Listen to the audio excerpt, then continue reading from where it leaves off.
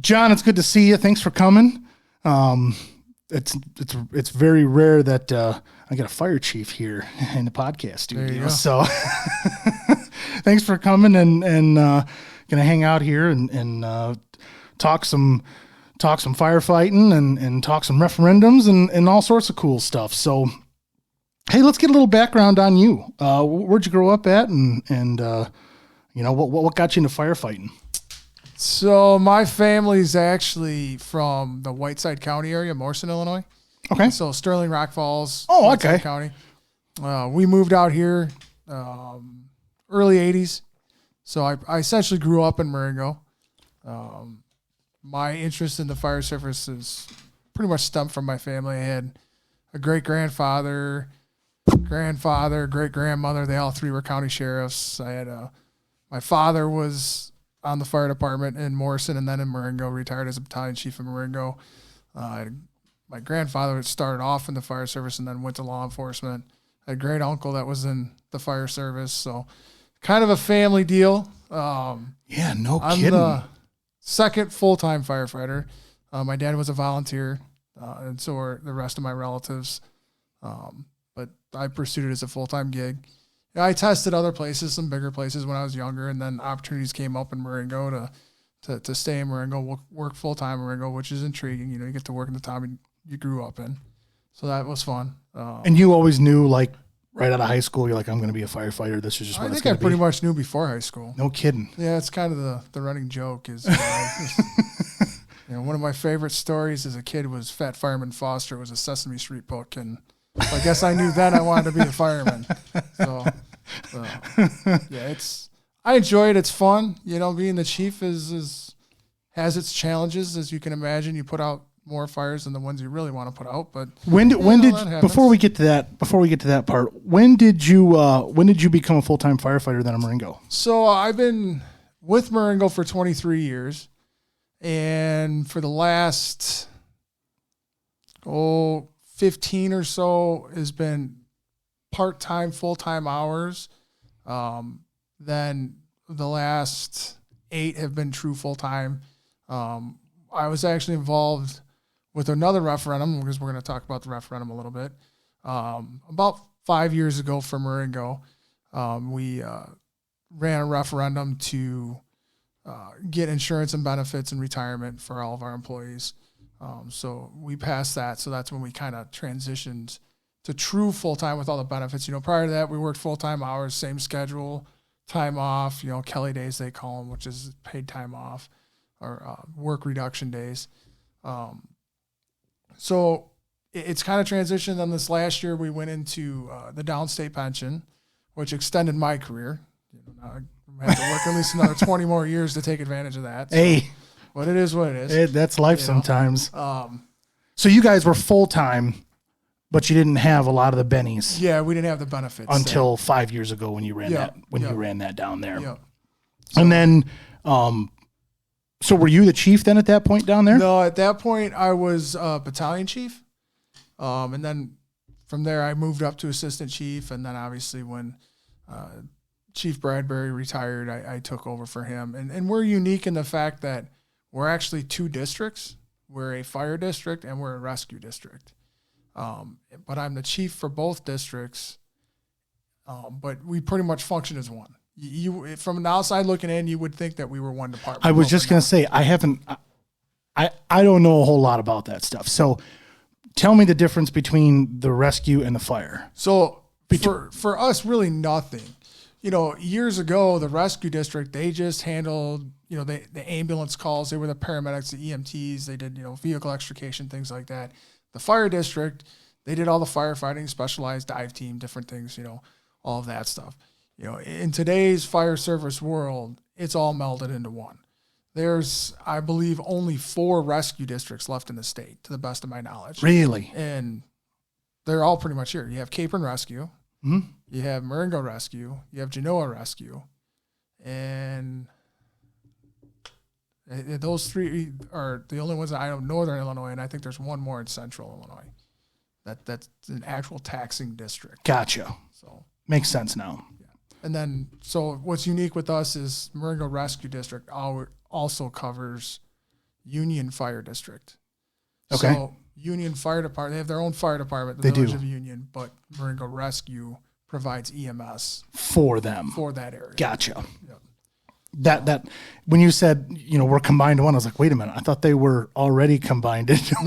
No, we're actually, so for me, I answer in Marengo, I have to answer to two different boards. So that means 2 different budgets, 2 different payrolls, 2 different equipment, Gotcha. all that stuff. Makes sense.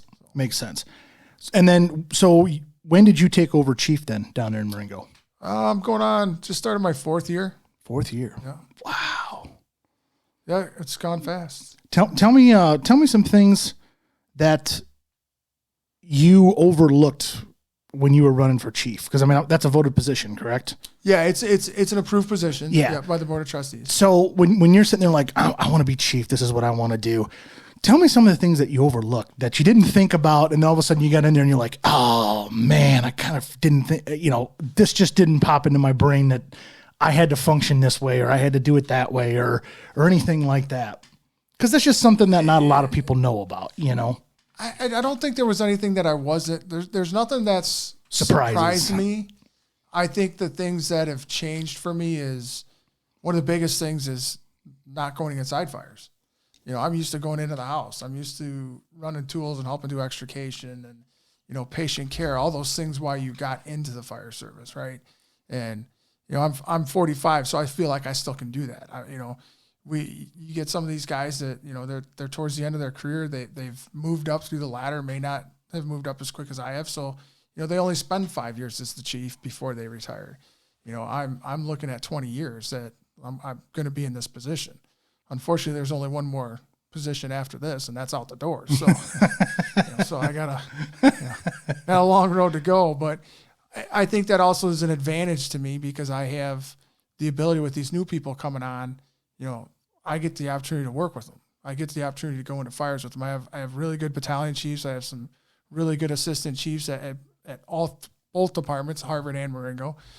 So these guys, they like to do the command stuff, and it gives me the opportunity to go in and work with these younger people. So it adds a level of respect and understanding that, hey, the chief can do it too. So I better know what I'm doing. Well, and you've also been there and done that, right? Right. Like you said, you've been running into buildings and you've helped with extractions from cars and things like that. So you have the ability and you have the knowledge to do all that stuff.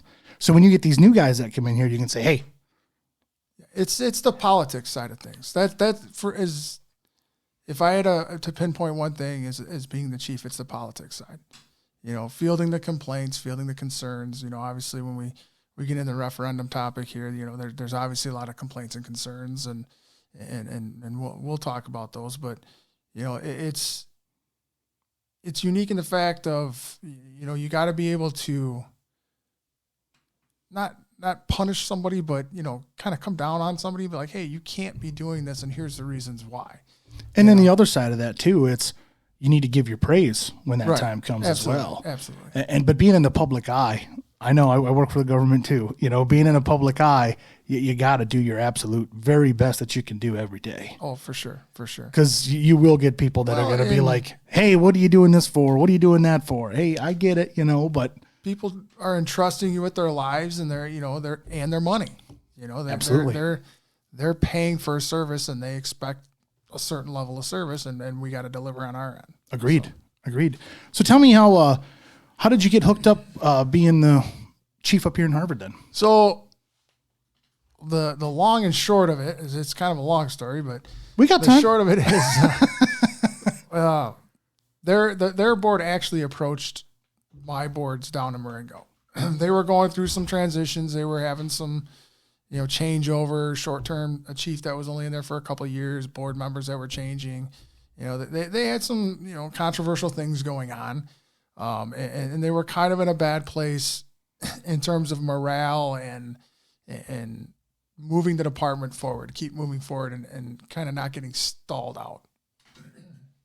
So we started talking, and I actually, when I first took my EMT class, I took it in Harvard, and we've worked with Harvard, obviously, on several fires and different things. And, so I knew a lot of the people. I had a lot of friends that were on Harvard, so I was extremely interested and was more than happy to help out.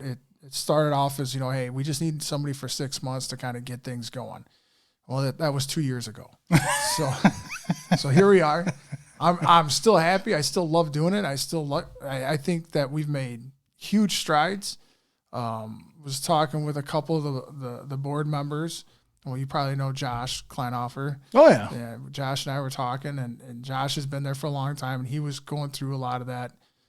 Those times was a lot of tension up there and the different things. And we just ran a lieutenant's test. And it's the first time we've run a promotional test since he's been on the board, and I know he's running again, so he's been there at least 6 years, if not longer, probably longer than that now. I don't know exactly how long, but him and Laura Evers, they don't ever remember running a lieutenant's test. We had 8 people take the test, so that was awesome. And that's a big morale booster. We were having Explain a little bit what the lieutenant's test is. So the lieutenant's test, that's the first level officer, line officer is what we would call them. So when we promote, we run tests.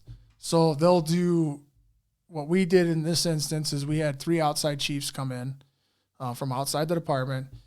They did a scenario test with them, and then they did an interview. So then they'll score them, based on their answers and all that. And so then after that, they get placed on a list 1 through 8, and then that's how they get promoted. So it's a competition. It's a competitive test. But you got outside judges. Yep. So there's the only say that I get in it is myself and the deputy chief. We sit down and we give what's called chief's points, and that for us, we looked at how many shifts do you work. Do you have any extra tasks when you're on shift? Are you doing what you need to do? Have you had any discipline issues in the past 12 months? We take all that in consideration, then we score them 1 through 10. And we do that prior to us getting the results back from that initial test. So whatever they scored. And then they put those chief's points into it, and then it's listed out. So we have a little bit of say, but really it really depends on how the recruit or how the person tested. Yeah, how they tested. So that's how we do those tests. Usually that is for lieutenants and captains, and then depending on the department, every department's different. Oh, I'm sure. Yeah. The fun thing is a lot of the departments are the same in the way they do things, but they could be different in the way they test. They could be different in the way that they're going about their days. Maybe some start, washing trucks in the morning. The next one starts by doing paperwork or going over the next class or whatever the case may be. But they're still getting accomplished. Just might be in a little bit different routine or something like that. And that goes back to the size of the departments. I think I could go. I'm not tooting my own horn by any means, but I can go to another rural town, another rural type department like Marengo or Harvard or, a Boone County department. And I think I can be successful as a chief because I'm familiar with that. Mm-hmm. I don't know if I could go into Schaumburg and be a chief in Schaumburg.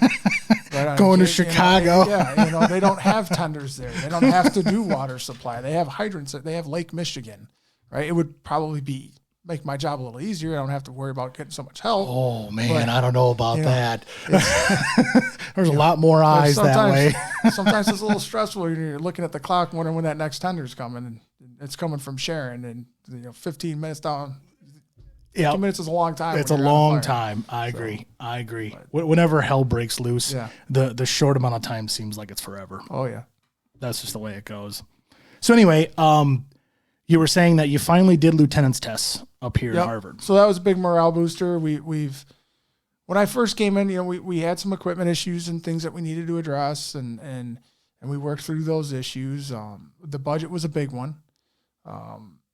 Unfortunately for the members, who I can't give enough praise to, the members in Harvard, they were awesome. I came in, I looked at the budget, I looked at our equipment, and they had purchased a Quint, which a Quint is a engine, so it's got a pump and it's got water, but then it's got a ladder on top of it. Mm-hmm. And they purchased it from the Pittsburgh Fire Department, so it was used, and it was really used. And they had it for quite a while before I got there, and it still hadn't run a call, and it still had just tons and tons of mechanical issues. And in order to make that purchase, we had traded in a bunch of equipment and done different things, a squad, an ambulance, an engine we sold for $50,000 that we used to purchase power cots. I should say they used to purchase power cots. What else did we? A brush truck, a tender. It's like 5 pieces of equipment to get this one, and which is good. And that was the other one was our ladder truck. We had a basket tower ladder truck. That was the other one we got rid of. Which is it's not a bad piece of equipment, but this particular one was really, really bad. And the downside of it is for a rural department, going back to how it was easier if you had Lake Michigan and that is, we have to have a second engine. We have to have a backup to every piece of equipment that we have. Because if it doesn't start, you can't call the next station down the road, right? I use Huntley quite a bit, or Arlington Heights as examples. Because some of these bigger departments, they have 5 stations, so they may have 4 engines and a ladder truck right there in town.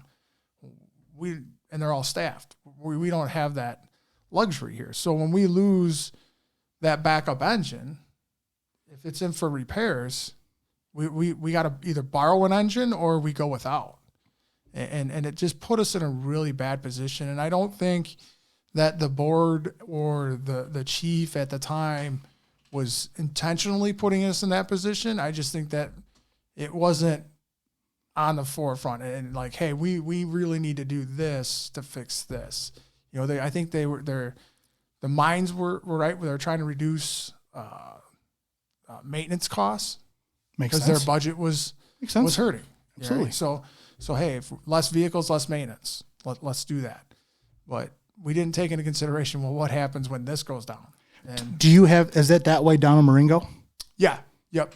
So, but even in Marengo, we're a little more fortunate in the fact that we've maintained our fleet in terms of we have the same number of equipment that we had when I got on 23 years ago. So we've got 2 engines, or technically 3 engines, 2 tender pumpers. We got a squad, a heavy squad that carries all of our extrication equipment and other things. 3 ambulances, 2 brush trucks, and we have 1 reserve ambulance. So we have a good rotation of equipment, and some of our stuff is pretty new. Some of it's getting up there, 28 years old is our oldest engine, but it still runs. And it's well maintained and it's reliable and everything else. It's reliable. I'm going to ask a stupid question because I don't know this. Being that you're the chief of both, I mean, is there something that you could be like, hey, we got this?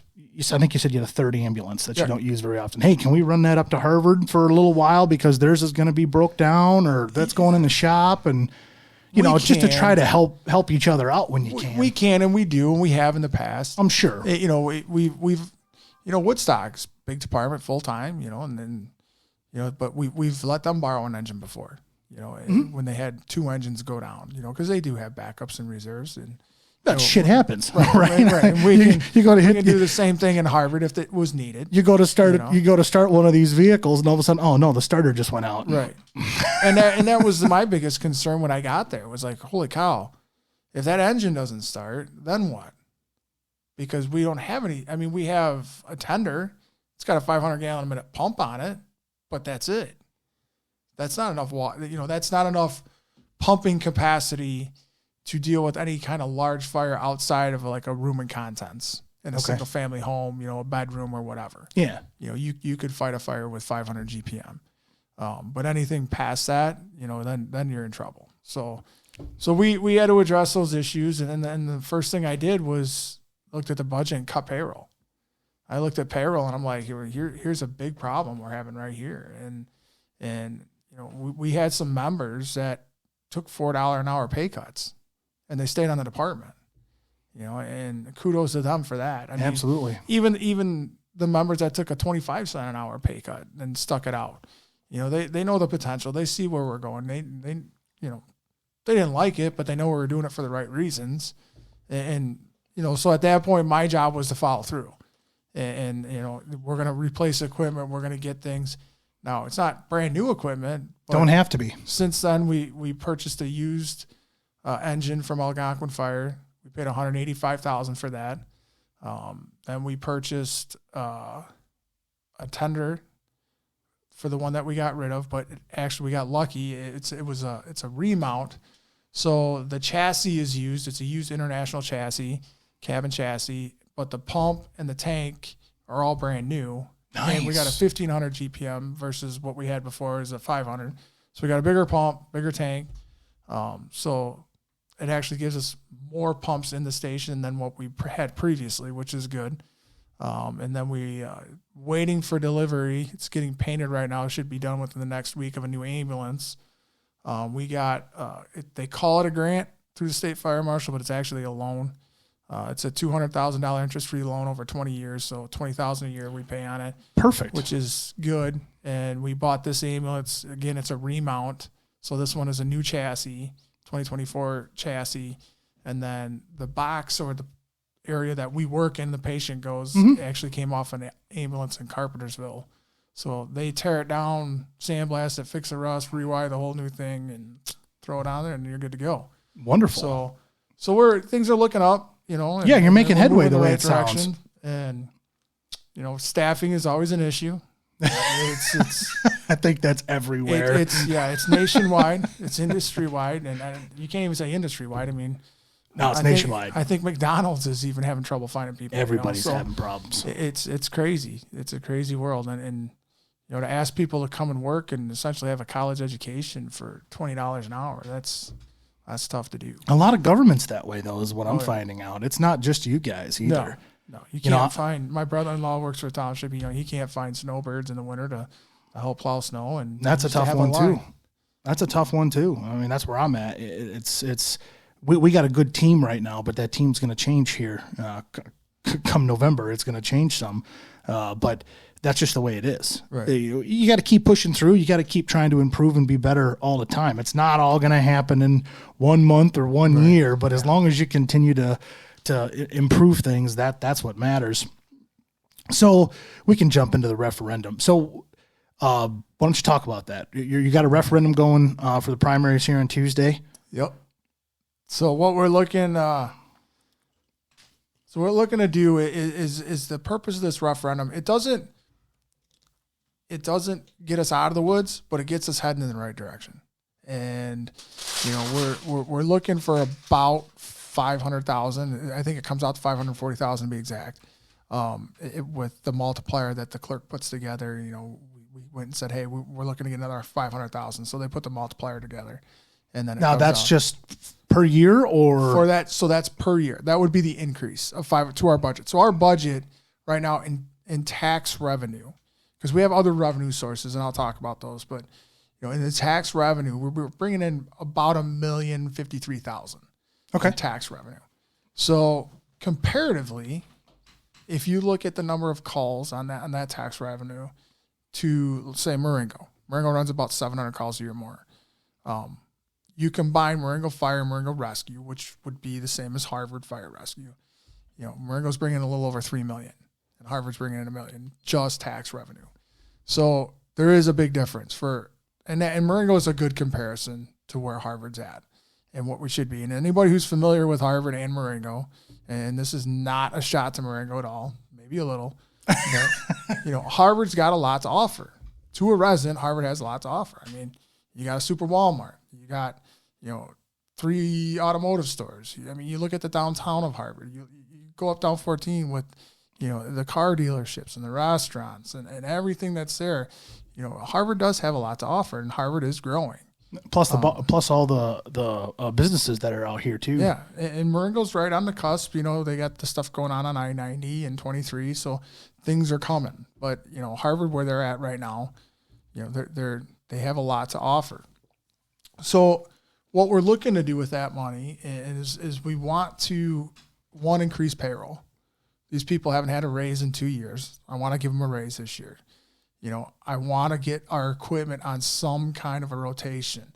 Our ambulances should be going every 5 years. It should be frontline for 5 years, backup or second call for 5 years, and then reserve for 5 years, and then 15 years they're gone. We get another one. So we just keep every 5 years we keep. You're getting rid of the oldest one. Yeah, you get rid of the oldest one. And you know, like that one we just got. Yeah, we're going to be paying on it for 20 years. So realistically, we're probably going to keep them for 20 years. But you know, 5 years is as we get busier, they're going to get more miles on them. Right now, they don't get many miles because we're still transporting in Harvard to the hospital. Unless it's a serious call, then we'll go to Rockford. But you know, that potentially could change too. And if that hospital ever closed, well, now we're going to be 4 times the miles in a year on these ambulances, so they're going to wear out a lot quicker.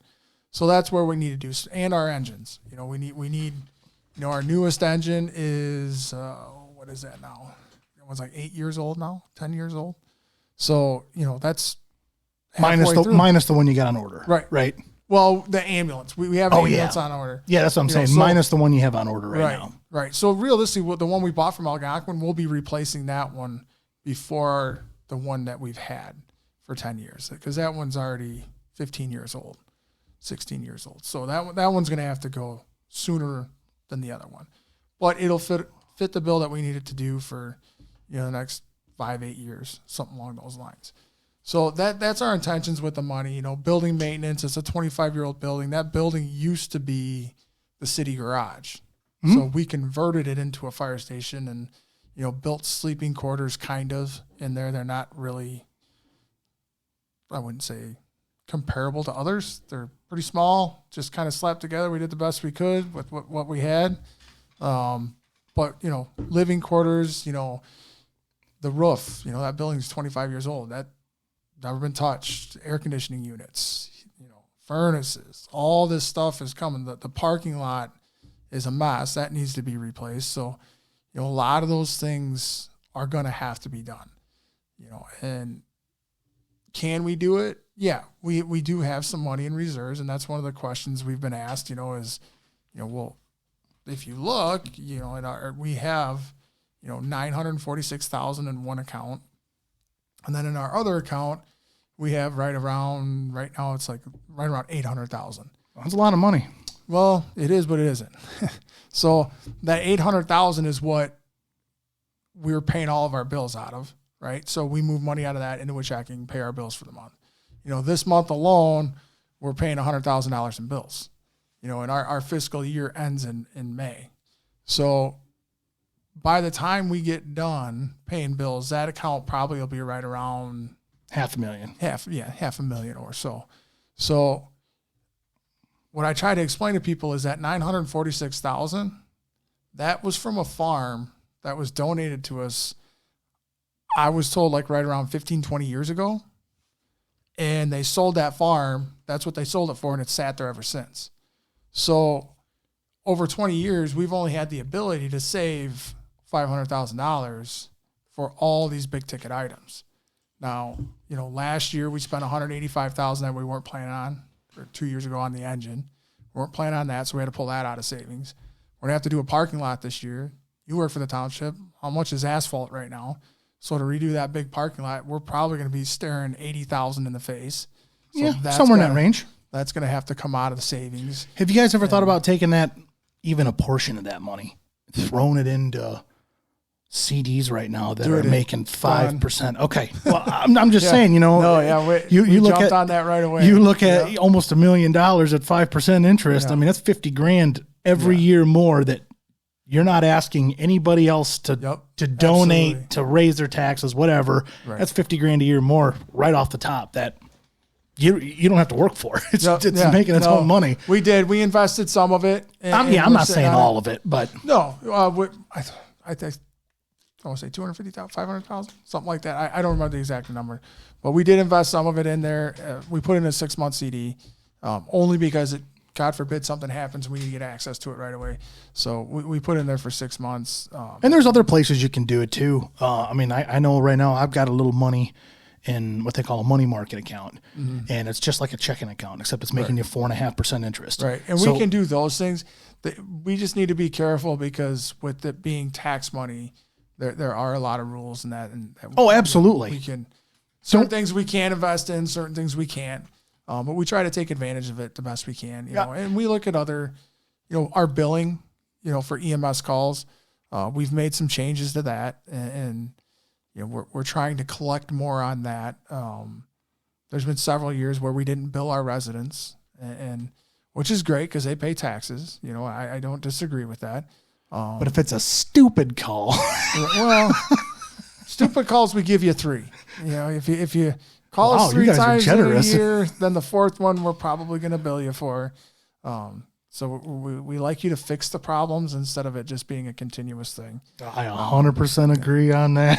But we cap, we cap our residents at $600. So we get your insurance to pay first, and then we ask you to pay $600. If your bill's $1,200 extra, we're only asking you to pay half of that. So we are conscious of what our community is, and that they're paying taxes, and we don't want people to have to choose paying an EMS bill versus buying dinner. Go buy dinner.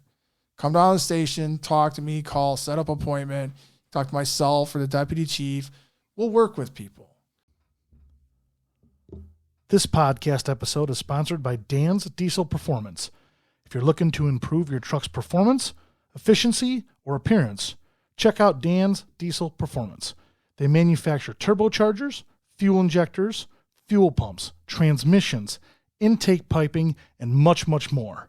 Plus, they offer all the top brands in the diesel industry. They're located in McChesney Park, Illinois.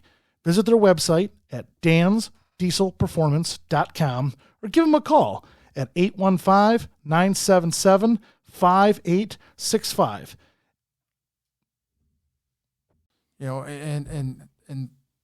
Maybe someday we can go back to the way it was. I'm not going to guarantee that. I can't guarantee that because you never know what the future is going to hold. And I think some of the shocking things for people when we were talking about equipment and budgets is, I'll use Marengo as an example. We're taking delivery of a new engine in July that we paid $630,000 for almost 20 months ago. And the salesman just called me a couple weeks ago and said, "Hey, I know you got this interest-free loan and you guys got qualified." He's like, "Are you interested in maybe ordering another one?" I'm like, "What's a new one going to cost now?" $1.3 million. So we went from $630,000 to $1.3 million. Doubled. In 18 months. 18, 20 months. Yeah. And ambulances are the same. Everything is that way right now. It's ridiculous. We used to pay $160,000. This year it's going to be over $3 million. Well, so I mean, just look at just look at the insurance on your vehicle. Look what that's done in the last year. It's doubled, damn near doubled. Yeah. Unfortunately, we live in a world right now where everything is just so expensive. It is, and it's the worst time, and it's a hard time to ask for a referendum. Well, really, and I was going to bring that up too. It's like I completely get where you're coming from, right? 100% get that. But then I look at the taxpayer side of it and go, inflation's up right now. Yep. Everything costs so damn much money. And now the fire department's wanting just a little more. Right. I get it. That's not a huge amount of money. Right. Per citizen, per household, it's not that much money. But at the end of things, if you're struggling to make ends meet now, right, every little bit counts. Oh, I get it. We do. And the unfortunate part of it is I'm not one for pointing fingers. Everybody who was here before me were doing what they thought was the best at the time. Correct. And I totally agree with that. Absolutely. And I think, the past board members, the past chiefs, they all did the best that they thought, what was right for Harvard. The last time Harvard asked for a referendum was in the 90s. And they asked twice in the 90s, and they both got voted down. So it's been over 30 years since they've asked for any increase at all. Obviously the budget's increased and the revenue's increased because Harvard's gotten bigger, more's come in. So, yep, it's going to increase that way, but it hasn't increased the way it should. Harvard is really on the brink of needing full-time personnel for a few different reasons. One, I had one of the old timers. Actually, I was in Shawnee Nolan's barbershop yesterday getting a haircut. It was probably the best one of these referendum talks I had because there was 8 guys sitting in there. It was a perfect time to sell it. And we know those old guys that are in there. They're going to talk about anything and everything. Yeah, you got it. So the one old timer in there, he's like, hey, how come you don't have that many people from town? Volunteerism's gone. People don't volunteer anymore. And it goes back to trying to find people. A majority of our employees are outside the city limits of Harvard. Same thing in Marengo. These two towns that, touch each other and used to pride themselves on volunteerism. It's just not there anymore. When I first got on Marengo, we had 35 members that got paid once a year. Now I've got 43, and, they're making a pretty good salary, and I have full-time downstate pension employees because that's the only way I can put people in the station and get them to stay there. How many full-time employees do you got down in Marengo? As far as we have 18 firefighter paramedics and then our officer corps. So we have 21 total. Gotcha. That are in the pension system. And Harvard we have none. But it's gonna happen. And it's gonna happen sooner rather than later because we just don't have the ability to retain these part-timers. Because as soon as a bigger department gets an opportunity to test, there's departments. And less than an hour from here, you can go make $100,000 right now. Correct. So how do you compete? So we have to find ways to make this appealing. Are there any government grants out there that would help with things like that? Yeah, I actually talked about it the other night. There's one that's called the Safer Grants through FEMA. That one will pay a portion of their salary. It's a 3-year program, so they'll pay, I believe it's 90% the first year, and then it drops, and then third year it drops again, and then the fourth year they're yours. It's on you, and which is great. That's awesome. They do it for part-time employees. They do it for full-time employees, and it's something that the first year I came in, I filled it out. It was like I had about 2 weeks to get it done, and typically these grants you work on for several months. Months. So I threw it together and hope and a prayer and tossed it in there, and we didn't get approved for it. But the more research I did on it, the more it kind of made me nervous. I was like, man, I'm kind of glad we didn't get that. Because if we did get it, what do you do in year 4 if you haven't increased your revenues? Well, your revenues are going to increase every year. By a little bit. They're still going to increase every year. Right. So if you start budgeting that out, like, okay, we know we're going to have this guy, this girl, whatever. 4 years from now, they're ours. We need to start getting that into the budget immediately. So when that time comes, it's a good flowing thing right into this thing where we can keep them. So my thought is, and I don't disagree with you to a point. I disagree a little bit, only because I look at it as, for us, it's about it's right around $185,000 for one position for 24 hours. And right now we have 3, we want to get to 4. Okay. So to get to that 4, yeah, we could do that with that grant. And we could budget that out, and those little increases year to year. Yeah. I'm not going to say you can't get 4 guys in or 4 girls in and then try to do that. It's probably not going to work. What concerns me is 4 years doesn't seem like a long time, but a lot can happen. And it goes fast. Construction can happen. Call volumes have done nothing but increase. So I may be staring year 4 and going, man, I need 5 or 6 people now. So I want to make sure we have the funding that we need to support that when we get to that point.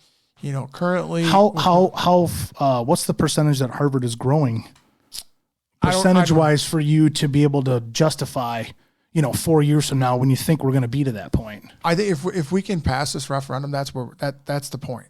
Because then I can free up monies in other areas to support payroll. And that's another thing that, I can't go back to that 960-some thousand that we have sitting in the bank and throw that into payroll. No. I can't do that, right? I can move stuff around and pull from that savings account, right, and help support the budget that way so I can move more into payroll. But, a healthy organization has 18 months worth of reserves, and we want to get there and we want to sustain that, right? And we want to stay there. And we're close. If we can, get this referendum and we can start doing the building repairs that we need to do, I anticipate, we have a good $400,000 worth of building repairs and different things that we need to get done there. Then start dabbling into the equipment and figuring, okay, in 2027, we want to replace this engine, or, we want to order another ambulance because right now ambulances are 3 years out. And, so maybe in 2026, we're ordering an ambulance, so it gives us an opportunity to build towards that, and allows me to look at the budget and look further out, and will this be the last increase Harvard ever sees? No, it won't be. I can tell you from what we're doing 10 miles south, I got a single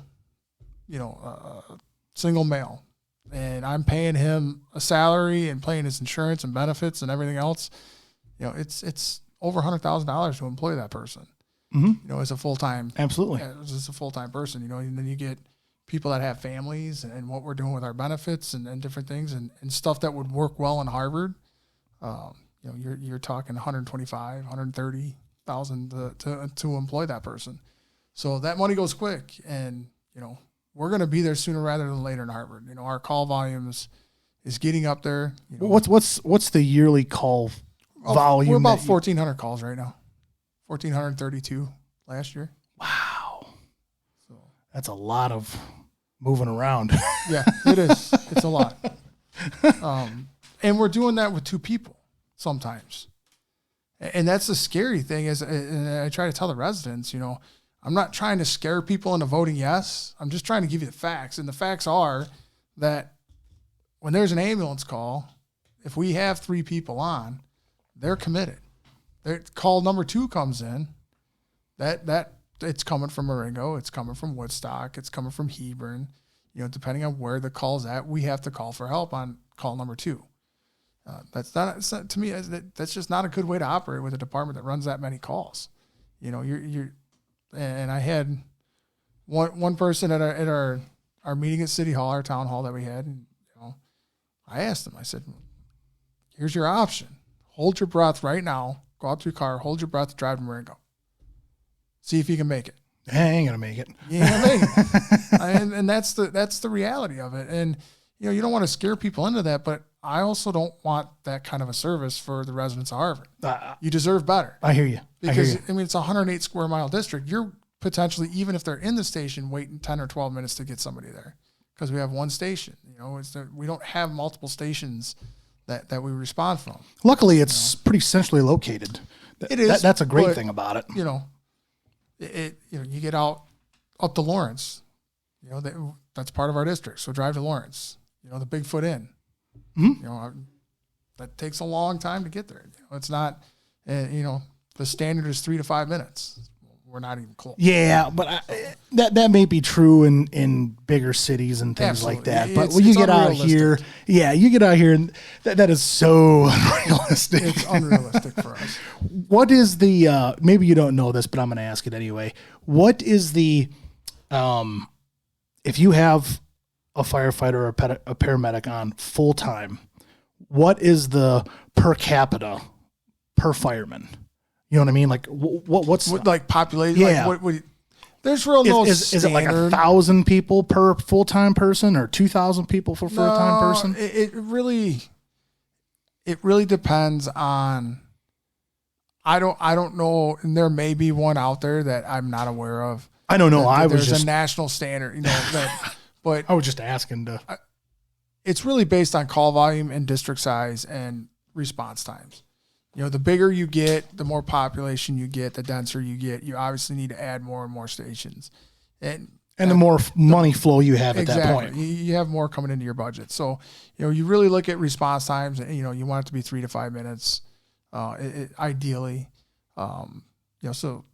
I tell these guys in Harvard and Marengo all the time, like, if you think about this in 30 years, you could, based on the size of our district, there's towns that are covering 25 square miles and have 3 or 4 stations because they're pretty dense in population. And, so think of that out here at 108. You might have 20 stations out here in 108 square miles or 15 stations. It's not an unrealistic number, and so that really, it just depends. Yeah, I'm not 100%. There probably is. Somebody probably sat down there and calculated that out, and I just haven't seen it and haven't read up on it. But everything I did in school and classes I went through, it was Never saw it. So yeah, I like I said, I didn't know if there was. I'm sure there's a statistic out there. So I just some didn't math know guy who wants to figure that out. You figure it out. Email me. Let me know, will ya? Exactly. Just because it'd be interesting to know. Yeah. Well, it's up to the voters on how they want to run this thing. It comes out to about, and the bad thing is, and this was a big topic, even at the barbershop. It was like, I don't understand the language. You guys want $170 more per 100,000? I'm like, no. We want it to go to 170 per 100,000 of fair cash value. You're already paying right around 110 or 115 per 100,000 of fair cash value. So we're only asking like $50 or $60 per 100 more. So a $300,000 house, we're asking for $180 more a year versus that 170 per 100 per year. So the question's worded horribly. They always are because they're state mandated. And that's, unfortunately, that's all we can do is what the state statute says that we can word it. We can't change it. So that's why we're out selling, trying to get people to really understand what the increase is. So to maybe sound ignorant here, maybe a little bit, would it be worth waiting 4 years to run this referendum? Hopefully property taxes stay up, inflation starts coming down, people are putting more money in their pocket, and then run a referendum? No. I think we're in a lot more trouble then. Okay. I think because we can't compete with the McHenrys, we can't compete with the Woodstocks in terms of what they're able to pay people salary-wise or hourly-wise. They're paying some guys 28, 30. You go to a private ambulance, they're paying 30, 35 an hour to come work there. So we're not going to get there, but if you can make it an enjoyable place to work, which I think it is, and I think people do enjoy working there, that says a lot. Absolutely. But to ask somebody, does $20 an hour, 10 years ago, $20 an hour was damn good money. Out, I can go be a laborer for a lot more money and go work, run a shovel. I did it for a lot of years, did concrete work. I can go do that and make a lot more money, but I think people there's a certain type of people that do this profession, love this profession. They like to serve, and they're willing to do it for less money. But again, when you're a young man raising a family or a young lady raising a family, you got to look at your kids. I want my kids to have the best sneakers because they're going to start playing basketball next year. So I need to make a little bit more money. Hopefully they just pick up more shifts. But if they can work the same number of shifts and make $10 an hour more, what keeps them here? Maybe it's $4 is all we need to go up over the next 4 years. How does it work with like Poplar Grove or even Sharon up here north of the line, or even Walworth for that matter? So Sharon and Walworth I'm not real familiar with. I know Poplar Grove, they have their own ambulance, and I may be wrong, but I thought that they used to contract medics to staff their stuff. So they were using like a private service. I know Belvedere and Boone County 2 are doing that right now. They're using, I believe it's Metro.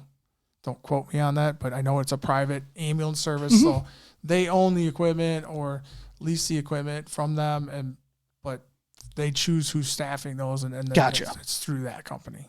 So. What are some bad things about going that route? Or good things for going that route? The good things is you get the staffing. Right. And we utilize, actually right now we're utilizing Northwest Rescue. If we don't have a medic. I was gonna ask about them. Yeah, if we don't have a medic, we utilize them and they bring, they'll put a medic in there. But downside, $55 an hour is what we pay. Because Northwest has to pay their, work comp insurance, they have to pay their payroll tax, all that stuff they have to pay. So obviously we're gonna pay more to have them come work on our ambulance. So we do utilize them in that aspect. Downside, depending on the agency, every agency is different, and every contract you sign with them is different. Consistency and members and who's working. You may have a different crew in there every day. You never know. We work 24 on, 48 off. So every third day should be consistently the same crew. Obviously in Harvard, it's a part-time department. So we're pretty close. It's usually this group of people because of other job commitments. They may only work cold shift, or this group only works black shift. So we kind of know, and it's kind of consistent. But with the private, sometimes it can get a little inconsistent. It just depends on who you use. Oh yeah, absolutely. Yeah, I was just gonna see if you use them at all, because I mean they're located right here out of Harvard too. And they're ones that we'll call them if we if there's a second call in town, they're the first call. That was, hey, are you available? And if they have an ambulance in Harvard and available, they'll go to that call. Downside is we lose the billing, right? And so there's lost revenue. But we're going to do the same thing. We're going to go Woodstock, Hebron. They're going to get the bill for if they come up and run that call too. So same. Yeah. The good thing is just at least up here in Harvard, you have other outlets, right? Yeah. So if something were to happen, at least they're not far away where you can make that phone call. Yeah, hey, come help a brother out, will you? They're pretty busy though, so they've been good to us. They've been available, but they're not there to run 911. Exactly. Right? They're there to help if we need them, and they're happy to do it. But they get an opportunity to go on another call and make more money. What they're going to be making running that. They're going to go on the other call. They're not just going to leave an ambulance there, because business is business, man. They're a business. They're in business to make money. Absolutely. But they do Harvard a really good service. They really do. Yeah, I've heard nothing but great things. Yep. I've heard nothing but great things. Well, hey man, thanks for coming out, shooting the shit, and talking about you and talking about fire, and it's been eye opening for sure. Yeah. It's, like I said, we'll find out Tuesday. It's not going to fix all of our problems, but it's definitely a huge step in the right direction. Yeah, like I said before, Rome wasn't built in a day. So we got to start somewhere. We really do. As long as you get pointed in the right direction to start heading the way you need to go, that's the start. I will say, that we have gotten a lot of good feedback. Had some really good discussions with people that maybe weren't on board with it and came out a little better understanding. So I mean, it's hard. It's tough being that guy out in front, It's tough. And like, I'll take the hits, and I'll justify them and then justify what we need to do and why we're doing it. And, again, it's nothing against what we've done in the past, but it's what we need to do to keep moving in the future. I see both sides of it. I mean, when you called me and said you want to come over and sit down and have a conversation about it, and I literally was like, okay, I'm not going to be a taxpayer here. I'm going to put myself in your shoes. I get it, right? I totally get it. See, and I'm the opposite. I try to put myself in the taxpayer's shoes. Well, I am a taxpayer, right? I'm not a fire chief, so that's why I wanted to put myself in your shoes. Be like, okay, I need to know what you want to do with it, and then I want to understand it, and I get it. It's a really hard, fine line to work between the two, because I live in Marengo. My taxes are much, much higher in Marengo. They are. For the same service, right? But I feel like I'm getting a better service, right? Because we have 3 stations. We have 8 people on a day, and you drive 10 minutes in a town that is the same size and or bigger, and in terms of commercial, industrial, and all those things, they have a third of our budget, and we barely get 3 people, and can barely afford 3 people. It's crazy. And again, nothing against previous administrations or anything, but, we really need to start moving in that direction. And if we don't do it now, we continue to kick the can down the road, that money that we do have saved up for when the engine does fail and you have to replace it now, you got to have $200,000-$300,000 to put down on it just to start a build. So, and then the builds right now, months or years out. Right. So doing those things and keeping that money there, we're not squirreling money away for a rainy day. It's a safety net. It really is. And it only benefits the community, because when something does fail, we have an answer right away. I'm not coming back and knocking on doors again saying, hey, we need more money. We're going to run another referendum. I had somebody ask me, how many years is this going to last you? I don't know. They could come in and build a multi-million-dollar complex that's going to insert another $100,000 in tax revenue. Well, that just extended out how far I need to go before I need to run another referendum, right? So, yeah, and with the glove company taking off, yeah, in the old Motorola building up there, we had some questions in that. What happened to the Motorola money? Well, we got a little bit back in back taxes from that whole ordeal. It wasn't much, and it just goes into our general fund. We can't insert it in payroll. So, doing fundraisers. Why don't you guys fundraise? Fundraising's great. We used to do a ton of it, but you can't use fundraising money for payroll. And stupid government. I know. Too many rules. I get why they do it, right? I mean, it's to keep everybody honest. I totally get it. But it's the unfunded mandates that kill us. And here's one that blows my mind. The paid time off for part-time workers. You get an hour for every 40 hours you work. And we thought the same thing. Well, it takes your guys a lot longer to hit that 40 than it takes my guys. And we're under the same rules. So if I have an employee that works part-time and they work 2 24-hour shifts a week, that's 48 hours. That's an hour of time. That's a little over an hour time off. Exactly. So that now I have to budget for that. That's a huge increase in our budget because we are an all part-time department. Now, I'm not saying these people shouldn't be earning time off. They should, but the rules should be different, just like the rules are different for us paying overtime. Our overtime rates are based on 40-hour weeks. It's a 28-day pay cycle, and that's when they hit their payroll, or during the 28, when they hit overtime is different than you working a 40-hour week. Gotcha. And so why are we being held to those same rules? Because those guys, within 6 months or 4 months, they could have potentially 40 hours paid time off, and they can use it now, which is crazy.